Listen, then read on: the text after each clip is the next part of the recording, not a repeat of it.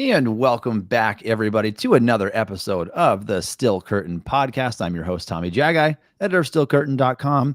Joining me, as always, is Shayne Kubas, contributor for Still Curtain. We are talking Steelers training camp players reporting today. We're going to talk about their arrival here. Nothing too fancy to note.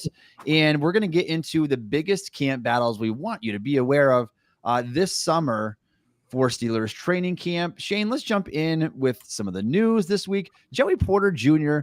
signed his rookie contract officially as of this Wednesday. And so not a lot of wiggle room there to begin with anyway, Shayne. It really was just, it was kind of a waiting game.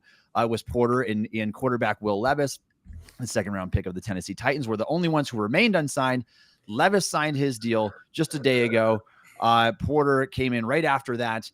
And you're really just looking at guaranteed money here. There's not much else you can negotiate. We don't have those contract details at this point. We're assuming, obviously, that the two sides came to an agreement, and there's no reason that we should have expected this thing to linger on longer than it has. Yeah, and that's the thing about the rookie contract scale. Ever since 2011, I think it was the first year it came into be how it is now, is you can't really adjust much of anything in terms of obviously the slot that you're in. It's just about when does that money get paid out, right? So is it deferred? Is it something you get most of the guarantees paid out right away? Like, how does it work basically? So it's really a cash flow question, not so much about what the deal actually looks like overall. So it was always going to just be about, whatever he wants particular, like maybe he wants as much of the money up front right now as he can so he can do stuff with it or whatever. But that's what this is always about, right? It's never about like, oh, is he going to sign or whatever else. It's just, what does the language look like? What does he want specifically? And do the Steelers want to do that? And usually it gets worked out where the player gets mostly what they want just because this team already gets him on a cost control deal for 4 years. So no harm, no foul there. No, and look, I get it both ways. I mean, from the standpoint of the agent, you're trying to get that more guaranteed money, almost like the first round deal. Like, you're the 32nd pick overall in the draft. Yes, you are. But if that's the case and you want that money, give us a 5th-year option then or something, because you're not a first round pick. So obviously it all got worked out. We expected that it would. We didn't figure there would be any sort of holdout or anything that way. And so Joey Porter Jr. is at camp. We saw him arrive today, and he is there. And so let's talk about player arrival for a second here, Shayne. We didn't see any fire trucks. We didn't see any helicopters. Nothing too noteworthy at all. These guys seem dialed in. And just from what I was looking around on the videos posted by Steelers media on Twitter, they seem hyper-focused here. I mean, you watch. Alex Highsmith was hilarious because he came in with a 43-inch TCL TV. He had like this cheapo memory foam mattress topper, and all of his clothes were in a hefty bag. So I mean, that's what you love to see. That's Steelers training camp right there. Yeah, that contract that extension isn't going to quite hit for a little while money wise. So he's going to have to still be a little frugal about stuff, I guess. But you're kind of waiting for that check to come through there. Exactly. Yeah. No, but.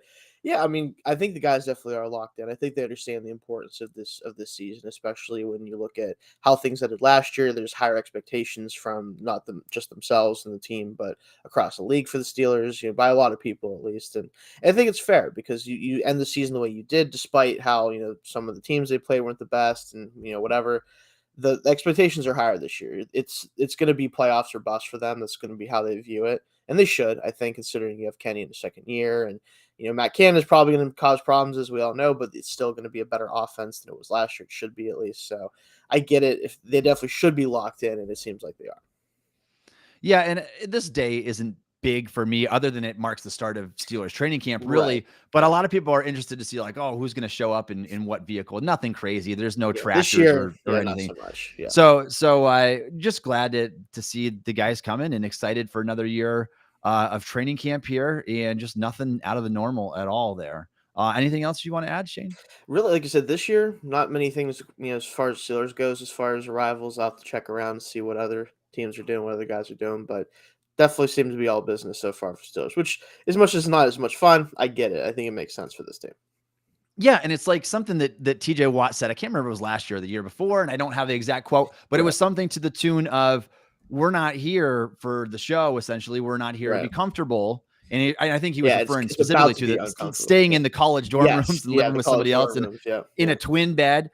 And so he said that we're here for business. We're here to try to win a Super Bowl. This is part of the tradition. This is what we have to do. And so I like that mentality. I like that tradition continues and that they don't get overly comfortable there. It's camp. You got 90 guys and they're going to be pushing hard. So let's talk about that. We're going to do our training camp battles here after a little bit. But first, we've been breaking down position by position leading up to training camp. And we're going to continue that through training camp, and we'll hopefully get through all these positional groups. We are now to the interior defensive line. Shayne, call them nose tackles, base 3-4 ends, whatever you do. We're going to lump them all together, and we're going to talk about this group now here and what this group could look like in some of our predictions for 2023. Shayne, so I'll ask you the first question that I've asked you in all the other positional groups. Who makes the cut here on the interior defensive line? So obviously we're excluding the edge defenders here.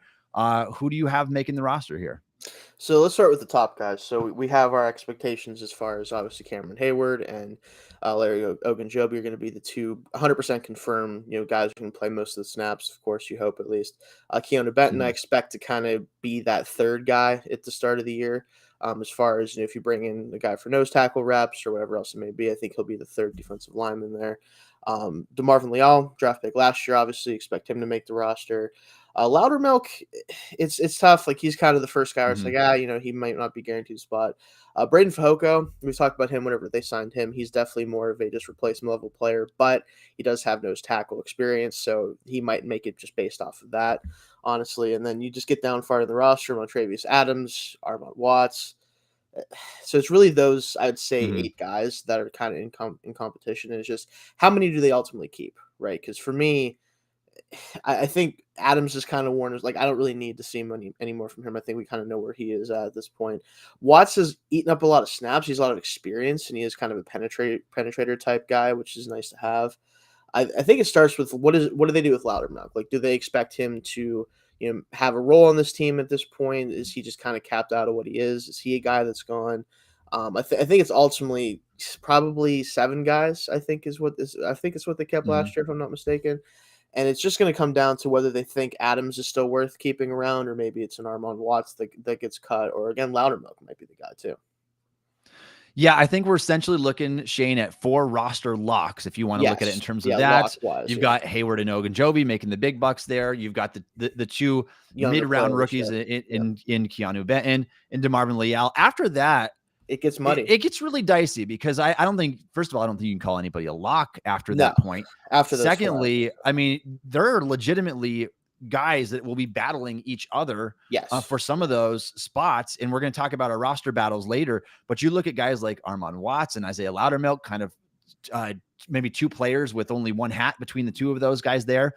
There's a trio of nose tackles, and Benton is going to be the one that makes it. Although we've got yet to see, Shayne, is nose tackle even going to be Benton's best spot on the defensive line? I don't think so. I think he just might have to play it at times this year. And I think it's probably based on if they think Fehoko can play it enough early on too. Because I still think Benton's a 3 tech ultimately. It's one of those things. They're just going to get their most talented guys out there. Like Javon Hargrave was not like a run stuffing zero technique. No, he was just a penetrator type. Yeah, he was trying to absolutely. And I think that I think that if I were to just assess Keanu Benton real quickly, he's I think a better pass rusher at this point, Shayne, than he is just a dominating run defender. Like I still think he needs a lot of work there. And so, but I think the kind of the concept is get your 3 best guys out there. He can fit that mold. And look, it's not like there's a lot of competition right here. Now you've got Montravius Adams and you've got Braden Fehoko. Neither guy were spectacular. Fehoko was obviously on the Chargers last year.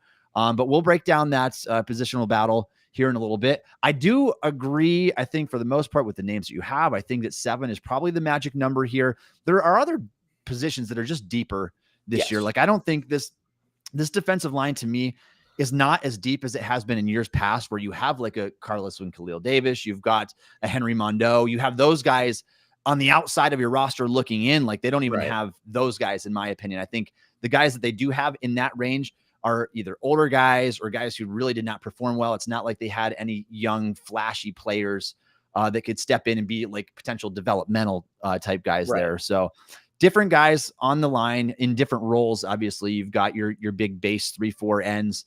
And I'm assuming that the starting lineup in that base 3-4 is going to be Hayward, Ogunjobi as your 3-4 ends and Keanu Benton as that nose tackle there. And I think that it's reasonable to suggest at least that Leal would be the first guy off the bench. But again, the Steelers used him as an edge last year, and I'm kind of hoping that they weed away from that now that you've got a little bit better depth there.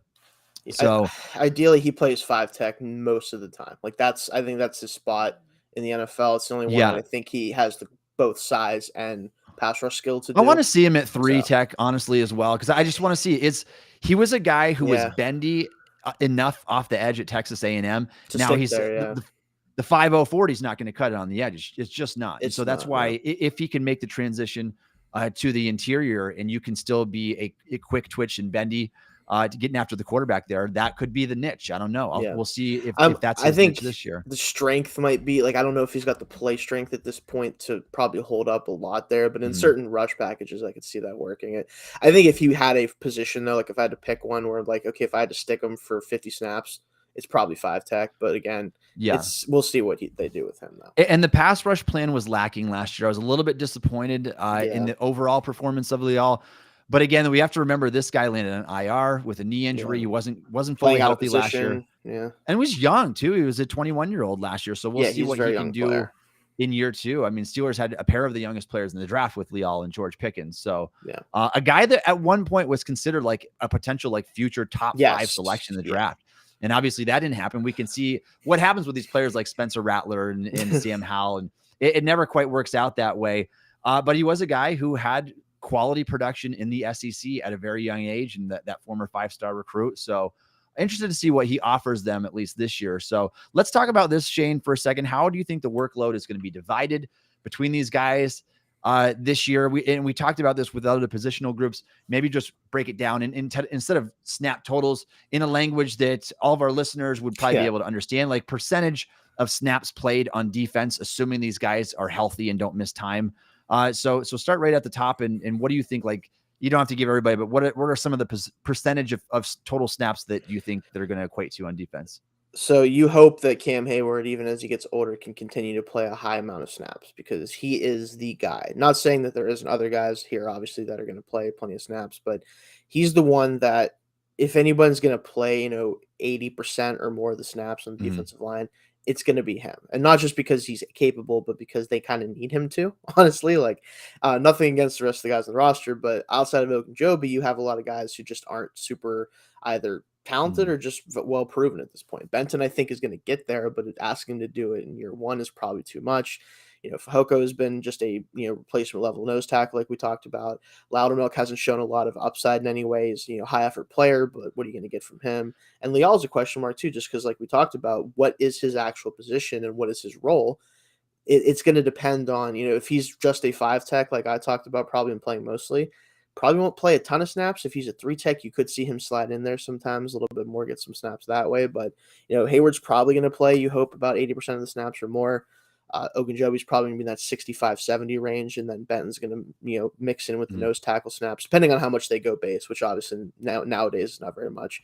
I think Benton could eat into Ogunjobi's pass rush snaps occasionally if he shows some juice early on in the season, just to give Ogunjobi a rest, because he has had some injury questions, concerns. That's why he isn't a Bear right now, why he didn't get that huge deal from the Bears. Luckily, he stayed healthy for us mostly, but you think you want to keep those guys fresh. So those will be the top 3, of course, and then again, Leal's usage is going to be the question marks. Is he the 4th snap getter because he's young and they want to see what he can do? Is he going to be maybe 5th behind someone like you said, Loudermilk, if he makes a roster? It's kind of murky after those top 3 for the same reasons that the roster is kind of murky after those top couple guys. Yeah, I agree with you for the most part here, and it does get really murky there. And so I think that you're looking at Hayward probably in the 80-ish% range again this year. And so you hope, yeah. If I were just to go through and rank them, Shayne, it's going to be Hayward will see the most snaps, assuming that he's healthy, even in his old age now. Larry Ogunjobi would be number 2 for his versatility up and down the line. You don't pay the guy $9.5 million a year not to put him out on the football field. Keanu Benton would be number 3. And I would say DeMarvin Leal would be number 4. And just strictly for the fact that you're talking about a mid-third round pick in year 2 now, a healthy guy at this point. And so it's just hard to make a case that first of all, if there is somebody that's going to outsnap him for the fourth most snaps in the interior defensive line, who is it going to be? Because I can't guarantee who else is making the roster after that point. That's the issue. If I were to continue on, Shayne, I'd probably say number 5, maybe Armand Watts from his he has a lot of experience. Yeah, it makes sense. Just for experience. I don't think the sample has been anything special at all. He's a veteran with loads of experience, and he's played at multiple spots there. Maybe Braden Fajoku next if Steelers want to keep that a backup nose tackle type. I don't foresee Montravius Adams making the roster. I just don't at like $3.4 million this year. It's too steep. I mean, if the difference between Fajoku and Adams is none at all or nothing noticeable, then save a couple $1 million, because I was not impressed with Adams's performance last year. I think honestly he played mostly out of necessity because Tyson Alulu was just atrocious at 36 years old last year. But that was a big problem. That's probably, and Loudermilk he's like the big like question mark here, because yes, the Steelers spent draft capital on him. I mean, a couple of years ago, they traded a future 4th round pick to get into the 5th round to draft Loudermilk, a guy that they thought projected very well as their base 3-4 end, their 5 technique type player. And he just hasn't made the progress that we'd like to see. Still doesn't offer much as a pass rusher while being not overly stout as a run defender. He's got to make that next step here, and he's got to carve out that niche. And that's going to be great run defense where you hold up at the point of attack and you can 2 gap or whatever, then let that be it. But if he doesn't do anything more than what we saw the first 2 training camps from him, he could be the odd man out, even though the Steelers spent that early day 3 pick to go up to get him. Yeah, it's very possible. And there's a question here that's a very good one to bring up in this situation. How many more years do we think we're going to get from Cam, from Christian here? I think at this point it's really hard to say, because the guy just keeps not like, for a while he was just getting better as he got older, and now I think it's that he's just at a level that he's been able to maintain for a while. And for me, like, he's this year I believe 30, is he 34 or 35 now? I can't remember. 34, I think he turned in May. Right, that's what I thought. So I mean, we've seen guys at the defensive line stick around for, I mean, Calais Campbell's 36 or 37, I think, this year. Like, and they're not similar players, stylistically, but they're both so strong. And I think that's the thing that's going to keep Cam playing a couple, maybe a year or 2 longer than he otherwise could, because he's never been like this elite athlete per se, right? He's a guy that's just been so, been able to be so strong at the point of attack and been able to beat guys with just bull rush because they're just too strong to deal with them. Like, as long as that strength maintains, I think he's at least going to be a guy that can play a heavy role for the next couple of years. Are we going to continue to see him in that Pro Bowl, like all pro level, for more than another year or 2? Historically speaking, probably not. But again, this is a guy that's kind of had a weird career for a guy that's been a 1st round pick and broke out later in his career. So I'm not going to discount him playing like 3 more years, but I'm expecting to get this version of Cam for at least the next 2, I would say. Yeah, a great question there, Christian. And I think that at the minimum, I think you're getting 2 years left. That's what I think too. Exactly. And he is under contract through 2024, but I think the Steelers give him one more extension. I think they find a way to push back more of that money. Right. Just looking at his contract numbers right now, like his cap number for this year is 22.2 million, goes up to 22.4 the following year. If the Steelers want to kind of keep that down, they could even tack on voidable years, but I have a feeling they'll extend it at least 1 more year. I mean, what was it just last offseason that Cam's like, I want to play 5 more years. So yeah, he clearly thinks he can play even longer than we're saying. And he has given us no reason outside of historical norms to assume he can't do it. So like, who knows? It might be 2026. This is not something that is normal, and it's not something that everybody can do. But I do think, Shayne, that if a person can do that and still play at a high level, or at least a above average starting level, it's going to be Cameron Hayward. And this isn't position like cornerback, where cornerbacks, like, you fall off a cliff at 32, 33 years old. Gotta worry about we have seen. I know, and that's part of the reason why I'm a little bit nervous with that signing too, because even Darrelle Revis was washed by 32. So it's kind of a case by case basis. It's not a one size fits all thing. But you mentioned Calais Campbell. That isn't a recent example of a player who maybe not quite at a Pro Bowl level, but a really solid football player still because of his length, strength, run defense. Hayward is at least in that mold where you are like you are this one of the better talents of your decade here at the defensive tackle position.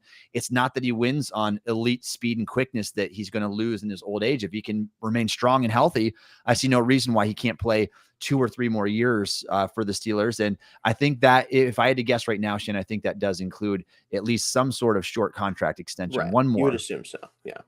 So good question. Keep the questions coming. If you're joining us live here, go ahead and drop them in the chat. We would love to be able to answer those for you.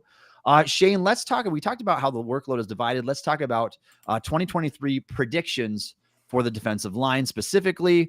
If you're just to throw some predictions out there, do you have anything that you think is going to happen this year? Honestly, I think the thing that I'm looking to see and I'm hoping does happen is that one of these guys that are one of the younger players, so specifically, most likely Leal or Benson in his rookie season, or maybe even Loudermilk if he surprises us, like we were talking about, and can show a little bit more than he's shown. One of these guys has got to show that they can at least be ready for if Cam were to, if he does start to regress, or if he were to get injured or anything like that happens, because if anything happens to Hayward, whether it's performance or injury, Ogunjobi is a good interior defensive lineman, but he's not going to be a guy you want to be your premier one.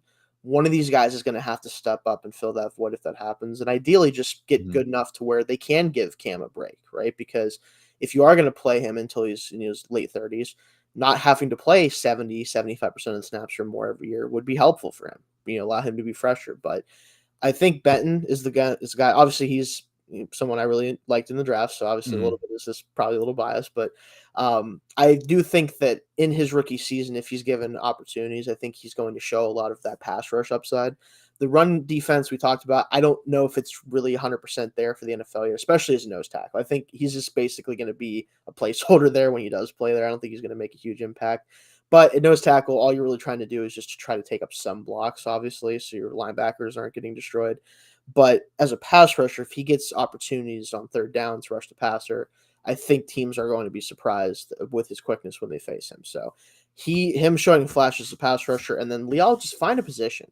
Like, I want him to find a position. We've been talking about it a lot ever since the end of the season. He's not an edge rusher, obviously. He probably, like you talked about, probably could play some 3-tech snaps as a pass rusher, but 5-tech, I want to see him lock down that role as the backup 5-tech, the first guy off the bench to play that position. That would be, I think, the most ideal thing to come out of this season, other than obviously the top guys continue to play well. Yeah, I'd love to see that too. I think that would be a huge step in the right direction for his career path. My biggest concern with Leal from the beginning, and I liked Leal, like I had him above value where Steelers were drafting him, but I did question the fit in Pittsburgh because just knowing what kind of alignments that they use, I don't know if he's going to be that guy that's that stout run defender that holds up in base at all, or is he just a sub package guy? So that's something the Steelers are going to have to figure out. You talked about Cameron Hayward. His health I would not say it's TJ Watt important, but it's really important. It's about as close the guy as has it to stay gets. healthy. And we've seen Shayne over the last 2 seasons, how bad the Steelers have struggled stopping the run at times. It's been just disgusting. And so you have to assume that, boy, if you lose one of the better run defenders in the NFL, you're going to struggle in that department because you just don't have the depth. And then after Hayward, you really honestly don't have the guys up front that are even known for that. Like Ogunjobi is not known for his run defense. He's a splash play guy. He's not going to consistently, take up blocks. Exactly. And at that point, I fear what Steelers would have to do is they'd have to go to a lot heavier sets, which would decrease their mobility. You're getting, getting a couple of the nose tackle types out there. Loudermilk, or maybe they have to even make a move at that point. One thing I'd be interested in to see, Shayne, is I want to know how Chris Wormley's recovery process is going. Yeah, and if he's we a guy could see him show up. We could see him show up at some point. I don't know what the market's for him at this point, but I think I would be open to that. If he's an improvement over Watts or who you're ever going to have at the bottom of the roster there, he's a guy with experience and at least has been a quality run defender, not always perfect in that department either. But I think that's something to watch as well. At least keep an eye out for and see. All right. So let's do this, Shayne, real quick, and you can check that next comment in the chat there. I want to go across real quick. I'm going to set an over under for sack totals this year. Again, I know that sacks aren't everything. It's a lot about how consistently the pressure comes, how often you're beating your guy, your pass rush win rate, a lot of factors here. But it'd be kind of fun to do. Let's go through the top several defensive linemen here. We'll put a number on the sack total. I want you to pick, are you betting the over or under? We'll start right off with Cam, and I will say 9.5 for Cam this year. Would you go over or under? Oh, man. So my gut tells me under, because I think that realistically it's just hard to get sacks on this team when the edge rushers are healthy. Realistically, like, those two are going to eat up a lot of the actual sack numbers, and then Hayward might be the reason some of them get sacks, because they might have to escape to the outside of the pocket from him coming up the middle. But I do think if this team does stay healthy, mostly, I could see Cam being that either second or third sack total guy, because you hope Highsmith is the second with him and Watt, but he could, because we talked about Highsmith, he could play just as well as last year and not get 14.5 sacks. Like, it's just not that it's not that easy to continue to get sacks of that total unless you're like the premier players, right? Like, it's just hard to do. So I would say that, like, conservatively, I think under is probably the safer bet, but I wouldn't be surprised if he does get to that 10 mark this year if everybody stays healthy. Yeah, that's right where he's been kind of those last 2 years. And I do think that things potentially could have turned out differently if Watt had been healthy. Look, there's only so many sacks to go around, as good as your defensive line might be. And the Steelers have led the league, obviously, over the years in this department, even since Watt has been here a couple times. So I do think that, assuming that Watt is back and healthy, rearing up, ready to go, we have to assume that Cam is third on the team in sacks. I think that Watt outsacks him, and I think that Highsmith does as well. I think that's reasonable at this point based on the trajectory and what we've seen. We know that the arrow is pointing up for Highsmith. It's probably leveled out at best for Cam at this point at 34 years old. Yeah. So if using my own number here, I would probably go just underneath that. I think probably the 8.5 to 9-ish mark is probably where he's going to be. All right, Ogunjobi, let me set it at, let's go 5.5 over under. I'll take the over on that. I think his biggest trait is his ability to win as a pass rusher. I think that with Cam next to him too this year, if everybody's healthy, there's going to be a lot of moments where quarterbacks are trying to find somewhere to go, and he's going to be the guy they find, I think, trying to move up in the pocket sometimes, because Cam is going to be back there. Like, oftentimes he's not going to be waiting for somebody to come up to the front of the pocket. Ogunjobi might still be, trying to win his rep, and he sheds at the last second and makes a play. Like, I could see him also being in that, like, 6-7-ish sack tier as far as pass rushers go. I don't think he'll have quite the impact, obviously, that the rest of the guys do in terms of win rate and pressures, but he's going to probably be the beneficiary of at least a couple cleanup sacks. I think, guy trying to escape the front of the pocket. Yeah, I think that's definitely possible. His highest sack total year is a couple years back with Cincinnati, right before he came to Pittsburgh. I think he had 7 in that year. And so if he goes over, Shayne, I don't think it'll be by much, probably based on not, but I could see it happening for sure. Yeah, and his role is interesting now too, because he's not just in that fourth realignment or a guy that is just getting after the quarterback. He has to be much more of a balanced approach type player this year, and we did see that hurt his production total this past season in his first year with the Steelers. Now, how much of that was him being banged up and whatever, we'll see. So, I would say I would probably go over. I would go just over that as well. Let's do DeMar Leal real quick. 3.5 for Leal, over under. I hope over.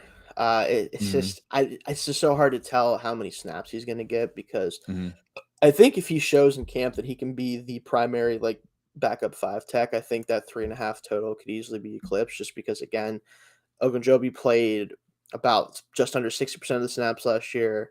Like, you're going to get probably 20-30% of the snaps total, which, because he is primarily a pass rusher type, like at this point, especially in his career, you assume when he does get on the field, a lot of those are going to be pass rush opportunities. At least you assume if they're going to use him, that's probably when it will happen. So he would have probably a higher percentage of his total snaps be pass rush snaps than, say, Cam or even Larry Ogunjobi. So you hope that he can do that. I mean, it's tough with a guy that you don't know his role 100% to do over unders. Like, it's really, like, that's why it's kind of hard to do those types of bets. Like, I like to do that because it's fun, because you can try to, like, oh, I think this guy's going to play a lot, so I'll take the over or whatever. But with him, it's just, is he going to be the fourth guy? Is that what his role is going to be? Because if so, then 3.5 on this defense is not going to be too hard of an ask if he plays enough. So I still think I'm going to stay under just to stay safe, because he can make some impact, just maybe not get the sacks. Okay, he was awful close at times last year. I mean, he got barely failed to clean up, and so he almost could have had that. I'm thinking of plays right off the top of my head. Right. Even though he landed on IR, he was close to that 3-sack mark. So, and let's do just one more. And we're going to move on to our next topic after this. Keanu Benton, I'm going to set it at 3.0 over under. I'll take the over on that because I think there's going to be a few specific situations where, as from the nose tackle alignment, it ends up being a pass rush situation, and he just annihilates a center. Like there's just gonna be a couple plays I really think that against certain centers, they just unless they're double teaming him. Which if you're double teaming him and not Cam, like I don't really know what to tell you on that one. Like I just don't expect that to happen a lot. If he gets the right matchup a couple times, he's going to really make a couple centers look really bad, especially if he's playing from that zero alignment. So I think 3 is going to be pretty, comfortable for him. If he's going to get more than like 5 or 6, it's going to be hard just because, again, I don't know how many reps he's going to get as just a pass rusher, but he has the most pass rush upside of the guys who aren't going to be true starters like Ogunjobi and Hayward. So I'll give him the nod as getting at least that 3 mark. Okay. I would actually go under here. I'm going to go under just because we don't know his usage, right? And playing that nose tackle position, if he's limited, if he truly is playing the zero tech a lot, I don't know how many opportunities are going to be there. That's the we'll question. See. Yeah. Obviously, he's going to get that over that eventually. But by year 2, I would certainly say over. This year, hard to gauge. Just a fun little exercise there. If you are a fan of the Pittsburgh Steelers and you would like to support the Steel Curtain podcast, please consider subscribing to the Steel Curtain podcast on YouTube. We appreciate all of your support. All right, Shayne, let's jump into our biggest training camp battles. And as we do so, please drop your comments or your questions in the chat. We would love to hear what you have to say. Jeremiah chimes in, says, thinking of all the great Steelers to come through training camp in Latrobe there, who are now enshrined in the Hall of Fame. Agreed. And that's hopefully we can get a few more of those here in the not too distant future, maybe a TJ Watt in there. Yeah. All right. Steelers training camp. Let's jump right into this list, Shayne. I'm interested to see what you have to say. Yep. And let's start with the Steelers running back 3 job, a job that belonged primarily to Benny Snell Jr. last year. Obviously, he was just a special team player, in only not until the break glass in case of emergency point came out, and they needed to use him for a few carries here and there. Otherwise, excuse me, we know that Najee is going to be the running back 1. Jaylen Warren's probably going to carve into his workload a little bit this year with how efficient he was. He will be that number 2 running back for the Steelers. I see nobody upseating him there. No. However, this RB3 job, Shayne, is wide open. Like, you got Jaylen Warren there and a bunch of new faces. Like, how do you have an opinion on how this is going to play out here? Is the running back 3 a guy that's not even on the roster yet? I don't know. I mean, that is a question you could definitely ask, just because for a multitude of reasons for them, but like it's still to me a little bit confusing is they seem to just not want Anthony McFarland to be on this team on the active roster very often. But right now he's my clubhouse leader because he has most experience with the Steelers. He is the most talented guy, I think, that's on this bench, outside of the 2 top guys. So I think if they bring in nobody, it's really going to be, does he show enough as a runner that, if they need to go to him, and can they ask him to play on offense and be productive? And to me, like, just no one else here does that for you, at least from what I can tell. I mean, you hope one of the rookies, maybe one of the undrafted guys we got, who really, Graham Alfonso, as far as I know, is pretty much a like scat back, like, kind of kick returner type, not so much an actual true running back. So it's hard for him to probably have a chance to be that RB3. Of course, he'd have to be a special teamer / like kick returner type. And then the only other guy on the roster, like Jason Huntley, has a little bit of experience. I think he was with the Eagles, but nothing to worry about too much there. And then Darius Hagan's out of Virginia State. I mean, he's at least a bigger guy, a little bit 5'11", 210. He has a little bit of a different skill set, but these are undrafted rookies. And, Jaylen Warren probably isn't happening again. Like, just hard to do that back-to-back years. Yeah. So for me, I think McFarland has the edge. It's just going to be, do they add somebody? Does even a guy like Snell come back for special teams purposes? At this point, now that we have an established RB2, I'm okay with that type of thing. But still, I don't know if that's going to be something they look to do anyway. But we'll see if they add. But if they don't, I'll take McFarland as my guess right now. Yeah, we clearly didn't want Snell to be RB2 for the Steelers last year. I think that was our biggest thing. That was the biggest thing. We were super impressed. We're super impressed by what Jaylen Warren did last summer. I was there and I watched him at training camp, and he was impressive. I do find it odd that the Steelers, at least offensively, didn't give more opportunity to Anthony McFarland over these past couple of years. The guy averaged 5.7 yards a carry in preseason last year, but I do get that if you're not going to be running back 2, he just doesn't fit because the Steelers need that special teams defenseman, the special teams gunner there, and they just don't have that with McFarland. That's just not his forte at all. I mean, he can do some kick return stuff, not really a punt returner. So I do think that it's the route's going to be really hard for him as well. No matter how good he looks during the preseason and busting off some of these 20-yard runs, it's just not what Steelers look for there. It's historically they like that bigger back, which is why a lot of us thought that like last year, like Master Teague would be a guy that potentially the fact that he's not on the roster at all right now is definitely interesting to me. Like it felt, because you were talking about him when we were doing our 53-man roster breakdown, you thought that he might be able to be the RB3 for this team. And then literally, I think right after that, they cut him, and we're like, okay. Well, like, I mean, he showed some stuff last year.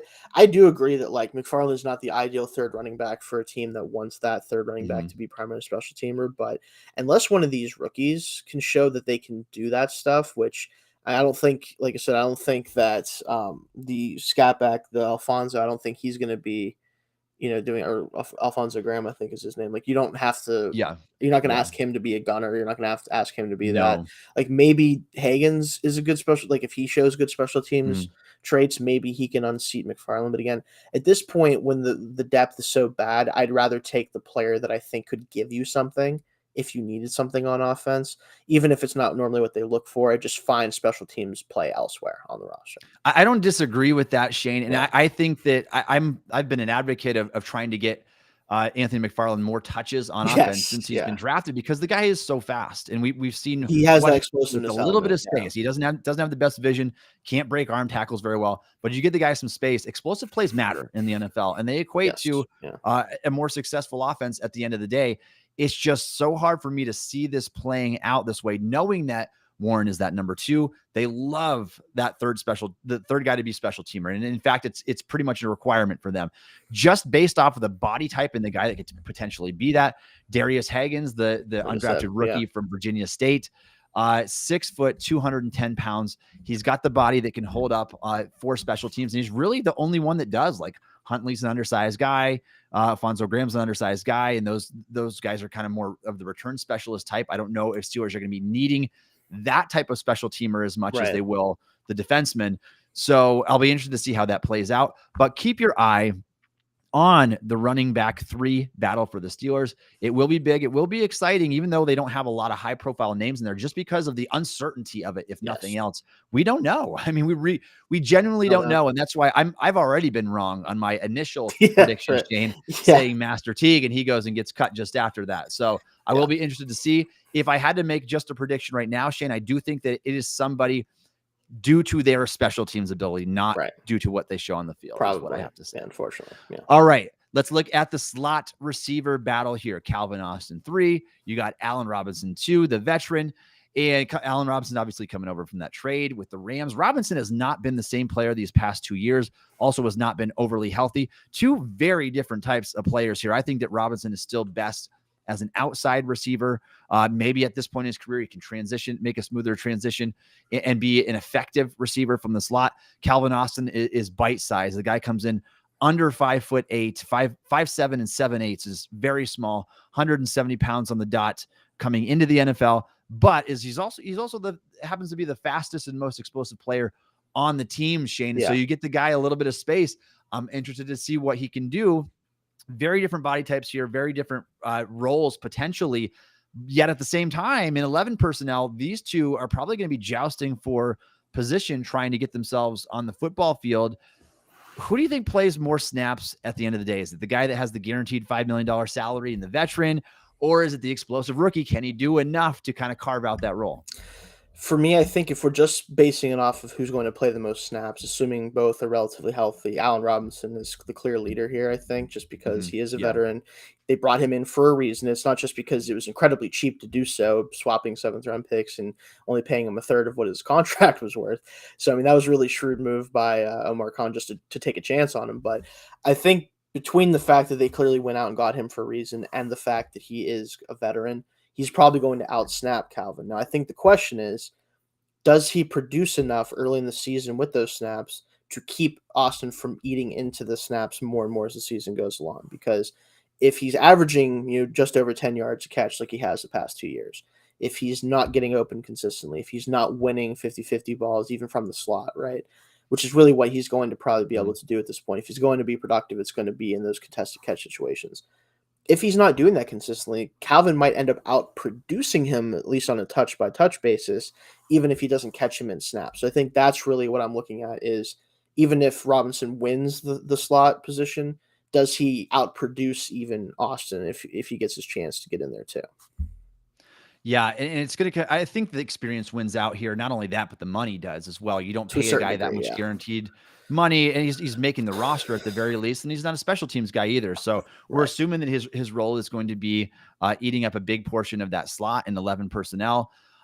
My hope, Shayne, obviously my hope is that Calvin Austin just proves to be so explosive and dynamic with the ball in his hands. But you have to play him. He's the guy that wins out, because we know who Allen Robinson is at this stage in his career. 29, going on 30 years old here. He might be 30 already. I can't recall. 29 right now. Yeah. Is he 29? So he's a guy though that just does not. He's never really offered a lot after the catch. More been the possession type receiver, and that's fine. I mean, if he's going to be an upgrade over what they had, then that's good. I mean, it's not hard to be an upgrade over Steven Sims, one of the least efficient receivers in the NFL last year. So, I mean, Chase Claypool wasn't fantastic either before he got traded. So we can assume that the position probably will be better overall and a little bit deeper. But we don't know how this is going to play out exactly.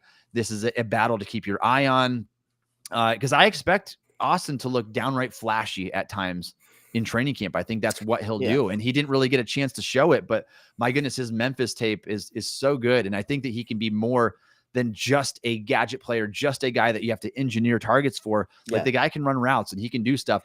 The biggest detriment to him and his future success is he is so tiny. And so that catch radius is going to be very, very small. So that is something to watch right there. Let's look at the tight end battle that we got going on here. Obviously, nobody's touching Pat Freiermuth. I think that Pat can kind of get up there into that kind of top 5 conversation in year 3 here. I think he's kind of already on the fringe of that. Volume can kind of dictate that, and obviously he's got to avoid the concussions. But if we look behind him, Shayne, at the Y tight end, and I've excluded Connor Hayward here because he really doesn't. His role is separate. This mold. It's just his role is going to be something completely different. A little bit of H-back, a little bit of fullback. You have him on the move a little bit, but Darnell Washington and Zach Gentry are really two guys with similar body types. They will play the inline Y tight end role for the Steelers.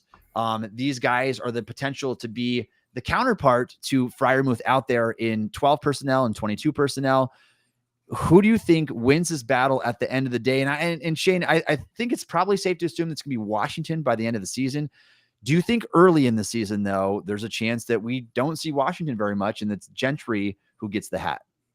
I think that it's all going to come down to, is Washington ready? Is he ready week 1 to take on that role? And I think it's really going to come down to, what does he look like as a blocker at the next level right away? Because we know what his potential is as a blocker. I think that is just in certain situations, even he's going to be a really good blocker, especially if you get him on the move. And kind of like Hayward, where even though he can play, the wide tight end role, and he has, getting him on the move with all that athleticism, moving forward and all that size, it's a very scary sight. So I think he's going to have his role regardless. But I think if he looks like he can hold up in even pass protection occasionally, because I think he is going to be a pass protector in certain situations, especially if we do roll out his teammate Broderick Jones, which we've talked about him a lot already. If those two are going to play together, that would be nice, because they're already used to playing together to a certain degree, like having him help kind of chip and protect him there.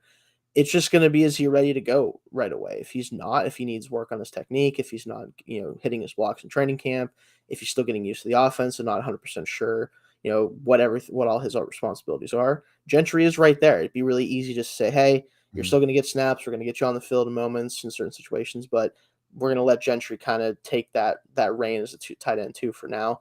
Unless that happens, unless he doesn't show that he's ready to go, I do think it's his job. Yeah, and you're saying right from the gate, Shayne, you think that it's going to be right as long as he is comfortable with the offense and he's showing that the blocking is translating right away. Gentry is a good tight end 2 in this league, but I don't think he's talented enough to keep this guy off the field if he's actually ready to go. It's one thing if he needs time, or if they're not comfortable with him, with play calling and understanding his assignments.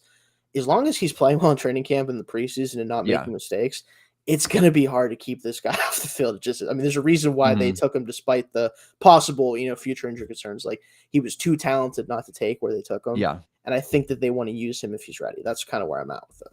Yeah, I like your assessment there, and I would liken this to the battle at the left tackle position between Broderick Jones and Dan Moore. We know that Broderick Jones is going to get that job. It's only going to be a matter of time. How soon does it happen? Yeah. So if he's talented enough, obviously, to get from the gate, it's just the same type of thing. Younger player, not a ton of experience. Is he going to get that right away, or is the other guy who has been the 2-year starter there? Is he going to do that? And Gentry, we've seen Gentry for his whole rookie contract. The improvements just haven't been good enough to ever say you're never going to be anything more than probably a mid to low level tight end 2 at best. Right. That's what you expect from him. Yeah. Yeah. So it surely probably be a legitimate battle out of camp, because at the very most, Shayne, I think that you're looking at a Trubisky Pickett situation where, yes, Gentry may start as the Y tight end, the number 2 tight end for the Steelers. But very early in the season, that job's going to go to Darnell Washington, barring some sort of injury setback. All right. Let's talk now about the offensive guard position. Let's look at the primary backup here. Nate Herbig versus Kevin Dotson. These are offensive guard 3, offensive guard 4. We can assume, obviously, Isaac Seumalo and James Daniels. Those are the guys getting paid. Those are the guys who will be the starters for the Steelers this year. But the backup guard position could be really important for the Steelers, Shayne, because the Steelers were the healthiest team in the league last year in terms of the offensive line health. We cannot assume that their good luck is going to continue here. If they have somebody go down with an injury, that backup is going to be important. That backup then becomes the starter. And so the Steelers, they did give Herbig a decent sized contract to be a backup this year. And then they also have Kevin Dotson, who has got the starting experience with the Steelers in the past. I have a feeling I know what you're going to say, but how do you think this one will play out? So I think for me, the biggest question actually is Dotson on the team, or does he get traded? Because to me, he is their biggest non-starter that could bring back trade value, because even though he hasn't developed as a run blocker, Dotson has been a very high quality pass blocker for pretty much from the time he stepped on the field. That's been the surprising thing for me, because he was billed more as that big body, run blocker type coming out of college, but then he's been much better as a pass blocker than a run blocker. But I think that especially if Seumalo went down, I think Dotson would step in, because he would be able to replicate some of the pass protection that Seumalo is so good at, as just like a stonewalling guard. If it were James Daniels, Herbig could come in as that primary run blocker, because Daniels he's a very good athlete. Obviously, this is his biggest trait, but I think you can get away with a little bit more as long as Seumalo is still out there to pass block. But I still think Dotson is the better overall player right now. He's a bit more higher upside player. He's a better pass blocker, like I said. But I think there's a chance, like I said, he might just get traded. The depth of guard right now for this team is kind of absurd. It is. Having these 2 guys as your backup guards. If these 2 were starters for a team right now on each side, that'd be a pretty decent starting duo for a lot of teams right now. So it just comes down to if they're even looking to trade Dotson, which his comments kind of make me think that he would like that to happen. So maybe the Steelers do too. I don't know. But if he stays on the team, I think he probably would be the first guy off the bench in a lot of situations, especially just to keep that pass protection up for Kenny Pickett. But these 2 are kind of interchangeable depending on what they care more about, not losing, whether it's run blocking or pass blocking. Yeah, it's a good situation to be in now, having suddenly a lot of depth right here. And Shayne, I think that Dotson is one of those guys who he's too good to flat out cut. Not that the Steelers couldn't. Exactly. They don't have a lot financially tied up in They him. could there, but he was the former 4th round pick. I think that he's probably outplayed that 4th round status. Overall, he does offer some value still, and at the very least for depth purposes.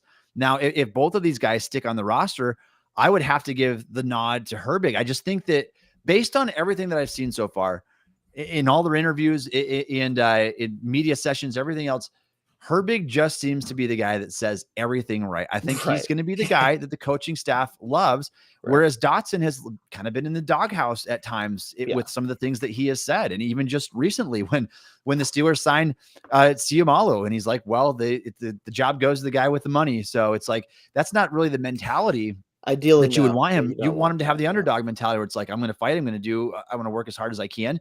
So, but I agree, Shayne, if there's a player more so than anybody else on this Steelers roster that is a legitimate trade candidate by the start of the season, I think that you have to be looking at Dotson because Yeah. he's got the 2 years of starting experience now there at guard. He still has 2 years left or a year left on his rookie contract. Yes. And so he's a guy that offers some value there at the very least depth wise to another team who could swap for a 7th round pick or whatever. So they can get something out of him, I would think.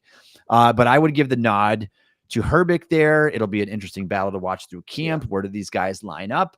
I would assume that both are the second team guys, but at the end of the day, where are we going to see these guys land in the pecking order? And is there going to be a universal guy that's off the bench, or are they going to say, Dotson, you'll be the left guard, and Herbig, you'll be the backup right guard? So I'll be interested to see how that situation plays out. Keep an eye on that.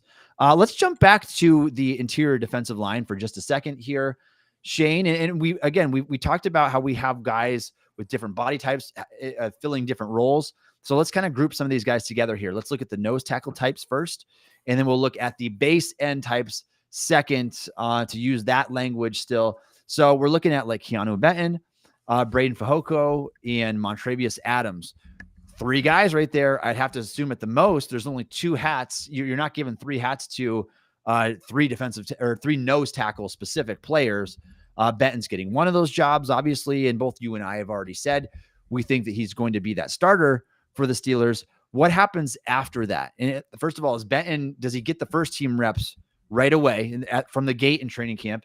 And then after that, is it Fehoko or Montravius Adams who gets the job on the roster?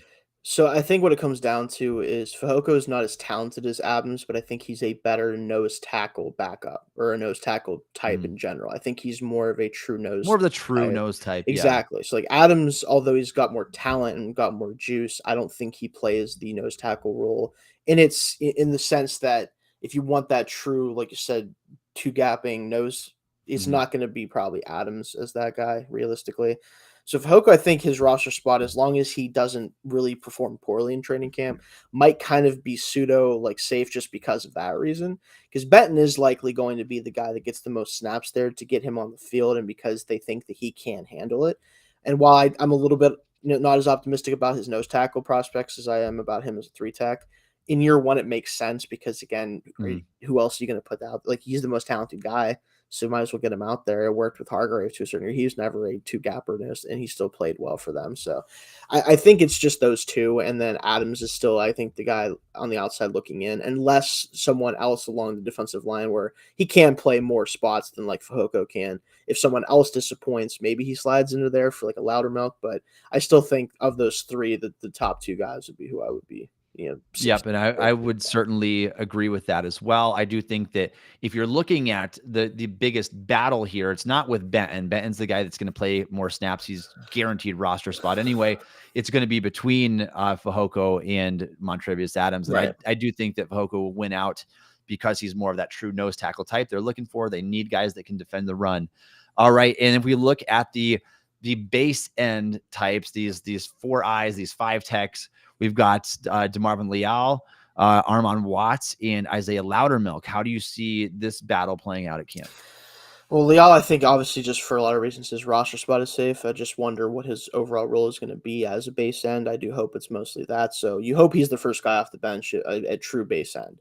And then Loudermilk, I understand the thought process, and even at the time, I didn't love the pick, but I understood like he's that type of guy that always works for them, where he's a bigger bodied, base end type that's really, gritty, and he really gets after it in the run game. But just the physical traits really aren't there; they never were. So I just don't know if he's gotten enough value to this team to stay on the roster. That's kind of my problem with it. Is if you just want a guy like him, like you didn't have to spend a 4th round pick. Like you didn't have to give up the pick to go get like that was my ultimate issue is like you could have probably had him later in the draft or just sign somebody else who could fill the same type of role. So as much as I'd like to see him work out because the draft capital they invested, I don't think he's as good as Armon Watts is. And Watts is more of a like 3 tech type, but still he could play that role for this team and this defense.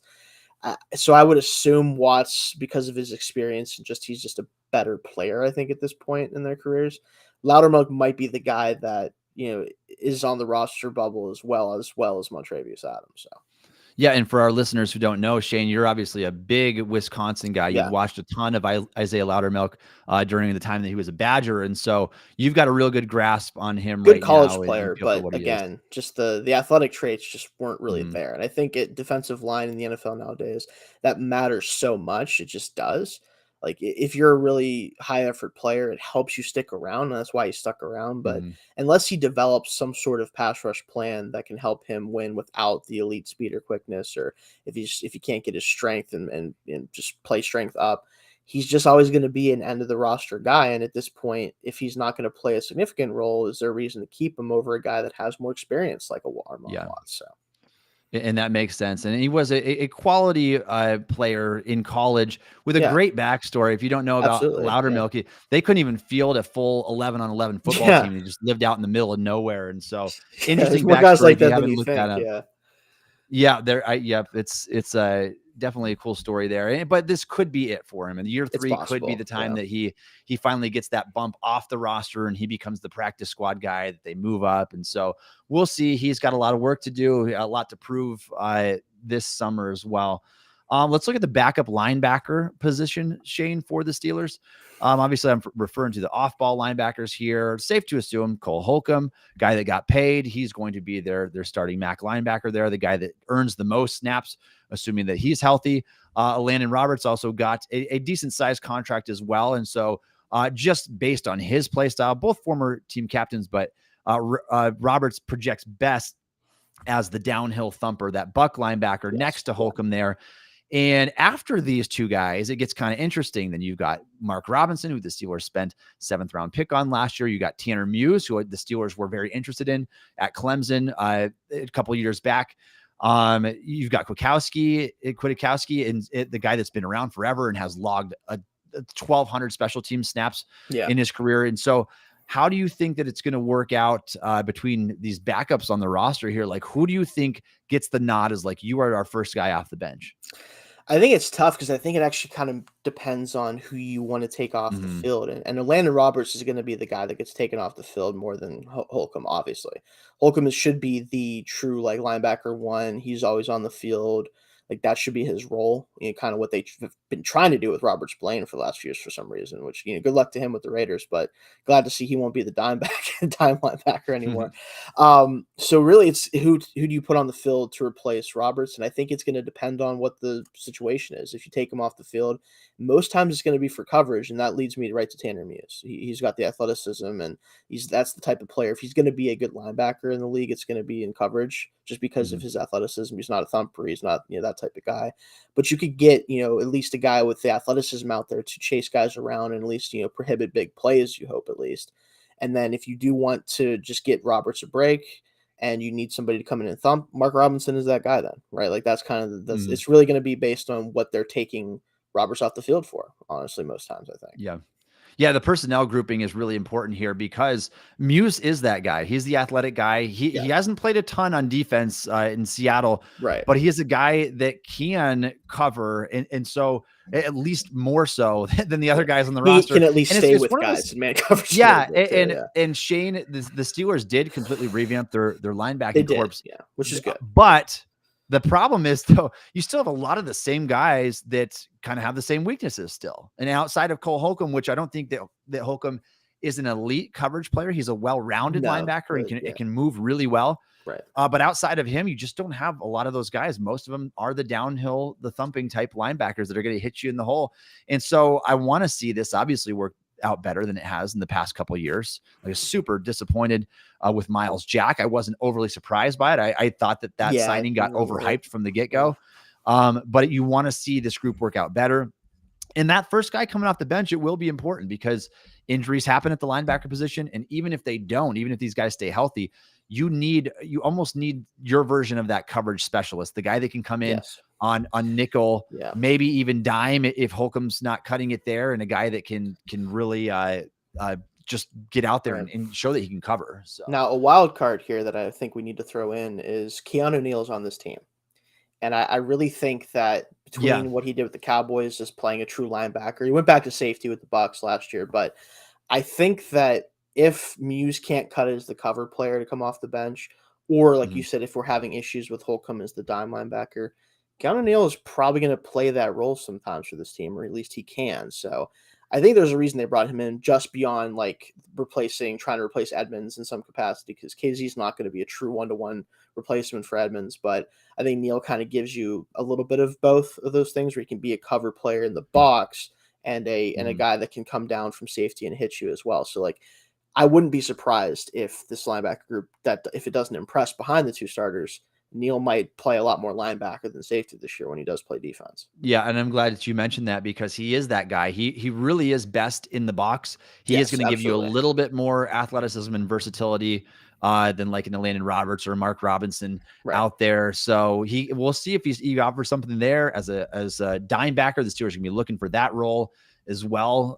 So I'll be interested to see how that plays out. Keep an eye on the backup off-ball linebackers for the Steelers in training camp, because that pecking order is going to end up being important when the season rolls around. Let's look at one more positional group here, and this is a 1v1 battle here that we have written down in our notes, Shayne. That is Joey Porter Jr., the second-round pick who just signed his deal, versus Levi Wallace, who is a guy that's been really healthy throughout his career, is coming off a 4-pick season with the Steelers.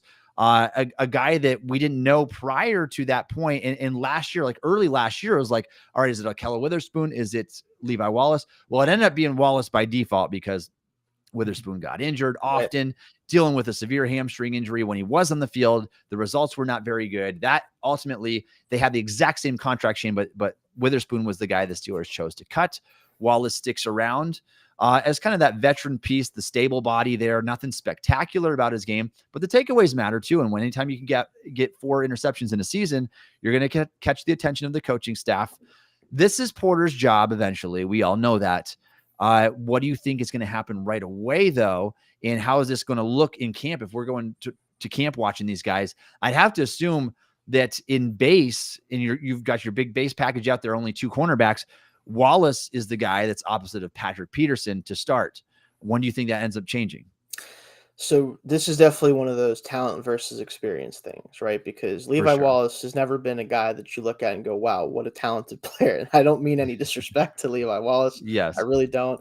For him to have had the career that he's had, despite his lack of athleticism, both coming out, the combine numbers and just showing it on the field, he's done a phenomenal job of sticking around in the NFL as a starter, considering his athletic limitations. But there's a reason why Joey Porter Jr. was selected. Beyond the talent, beyond the name recognition, of course, for the Steelers too. He is the type of corner that they covet in this man-heavy scheme, where he can come up, he can get his hands on receivers, he can keep them from getting free releases, he can stick with them down the side. Like, all that stuff is stuff that Levi Wallace just physically can't really do to the level that they want. And I think ultimately, Joey, like you said, he is going to be a starter, be out there for most of the snaps as the corner too. I think how soon it happens might actually be based more about how well does the nickel spot hold up. Because right now, Pat Pete is listed as a nickel on like our lads, if you look at depth charts, but I don't love that. I just really don't. I don't think he's a guy that can handle 2-way goes at this point in his career. I'm not sure if you want to see that happen much, but he is a guy that, because if he's playing in the slot, he's probably going to be more of just like that. He's playing a lot of zone in that area, trying to just jump balls, because that's what he's really good at still at this point in his career. But if that doesn't work out, if they have to stick him back on the outside, maybe Wallace could hold up there in the slot a little bit. Maybe slot him in there instead of trying to put Shannon Sullivan out there, because I don't want that to happen. I think it's going to kind of be a little bit based on that too, like how fast it happens outside of Joey just playing better than Wallace, obviously. Yeah, you talk about that. I mean, it's scary to think about, Shayne, what could potentially happen if Patrick Peterson can't play that role, because you just don't have other guys on the roster that are capable of doing that. Everything shifted so fast. Like a couple years ago, you had the Cameron guy. Suttons and the Mike Hiltons, and now they went full circle back the other way, where you've got the big, long boundary cornerbacks, and that's basically what your roster is comprised of. At least the guys of the 90-man roster projected to make the roster are all those big guys. And so Shannon Sullivan scares me, because the film was so bad at Minnesota the last couple of years that I just don't have a lot of trust there. Now you talk about Levi Wallace. The guy ran a 4.63 coming into the NFL. He didn't suddenly get faster now at age 27. And so, and that was only at 179 pounds that he did that. And so we know that he's capped. The ceiling is capped there. we've seen him struggle against faster players down the field. He's susceptible to giving up those big plays. Yes. And even if you look at it from an advanced analytics standpoint, Shayne, the results were not very good. The raw numbers were solid with 13 pass deflections and 4 interceptions, but from an advanced analytics, he wasn't very good. He's getting thrown out a lot. He was thrown out a lot. And so the opportunities are there. You better get some takeaways, at least if you're going to be giving up big plays. I think that the shift happens pretty early in the season where Porter were like, the Steelers were like, yeah, we're going with the young guy. We're going with Porter out there. We're going with a guy with a little bit stickier coverage, with more length and more speed. So I do think it happens early in the season. I would expect at least their first look in nickel, Shayne, to be Peterson and Porter on the outside, or excuse me, Peterson on the inside, Porter and Wallace on the outside as your boundary cornerbacks. We'll see if they can make that something that lasts here. And I don't expect Wallace to be part of the game plan in the long-term future beyond the 2023 season even. But he is that guy that, I think so as well. He is that guy though, at least for now. He is Porter's biggest competition to seeing the field and seeing a lot of early snaps. And so Porter needs to come out and impress. And if Porter is the prospect that many people think that he is, I don't think that he should have an issue doing that. All right, Shayne, there are plenty of others. We'll get to a lot of training camp content over the next several weeks. So I hope that you stay with us for that. Thank you, Christian, and whoever else chimed in here with questions and comments today. Keep them coming. We will be back next Wednesday. But for now, thank you for joining us on the show today. You can follow Shayne on Twitter at Shayne Kubas. You can follow me on Twitter at Tommy Jaggi. You can download the Still Curtain podcast wherever you get your podcasts. Also, check us out on YouTube or ask Alexa to play the Still Curtain podcast. And thank you for listening to the Still Curtain podcast.